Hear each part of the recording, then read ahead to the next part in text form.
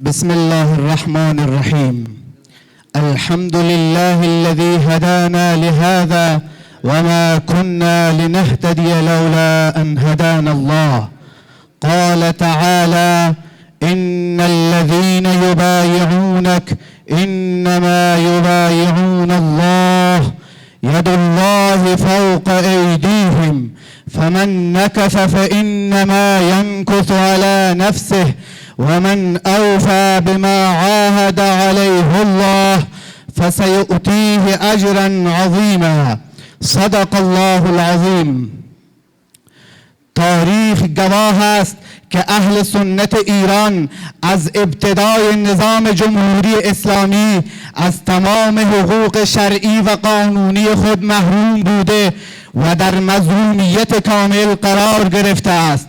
هرچند منادیانی آمدند و حق و حقوق مسلمه اهل سنت را از راه‌های قانونی و شرعی مطالبه کردند، اما متاسفانه نه حقی به اهل سنت داده شد و نه صدای منادیان شنیده شد. اما غافل از اینکه احکم الحاکمین ناظر اعمال می باشد و صداها را می شنود و به موقع وارد کارزار می شود.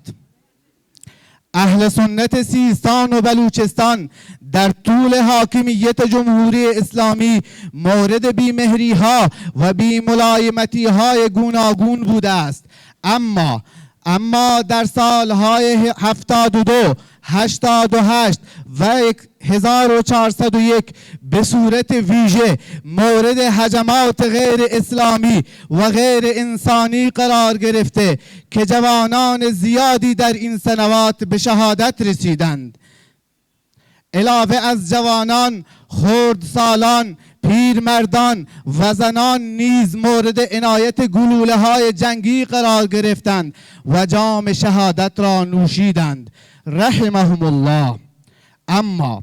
اما فاجعه خونین روز جمعه 8 مهر ماه 1401 نمازگزاران بی‌دفاع مسجد مکی زاهدان بدون هیچ دلیلی در حالی که سجاده بر دوش داشتند قتل عام شده و با تنهایی خونین پیش پروردگارشان رفتند تا آنجا مظلومیت اهل سنت را گواهی داده و به نزد او تعالی شکایت کنند.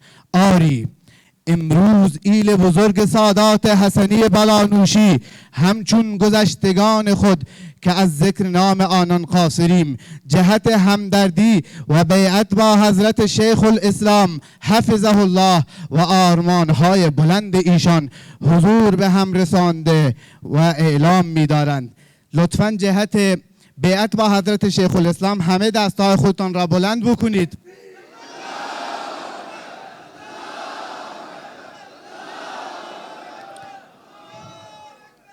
و اعلام می‌دارند ما تا جان در بدن داریم حامی حضرت شیخ الاسلام که خط قرمز ما می باشد هستیم.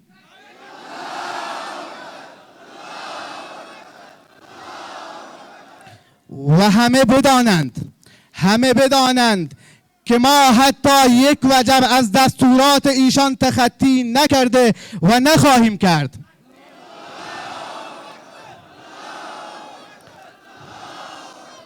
اگرچه حمایت حضرت شیخ الاسلام حفظه الله باعث شود از کلیه حقوق خود محروم گشته، حتی اگر سبب شود سرمان را از دست دهیم.